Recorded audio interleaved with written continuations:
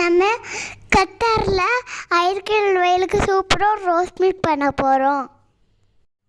2 spoon rose milk syrup எடுத்து காய்ச்சின பாலில் நம்ம மிக்ஸ் பண்ணிக்கிறோம். மிக்ஸ் பண்ணி நல்லா கலக்குறோம். 1 ஸ்பூன் பாதாம் பீசின்னு போட்டுக்கிறோம். நெக்ஸ்ட்டு சியா சீடு மிக்ஸ் பண்ணுறோம். இப்போ நம்ம ரோஸ் மில்கை கிளாஸில் ஊற்றிக்கிறோம்.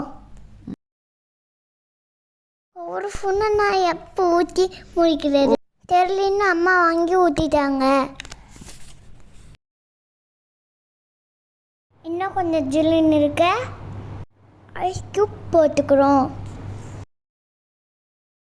இப்போ பார்க்கவே ரோஸ் மில்க் சூப்பராக ரெடி ஆயிடுச்சு. ரோஸ் மில்க் செம்ம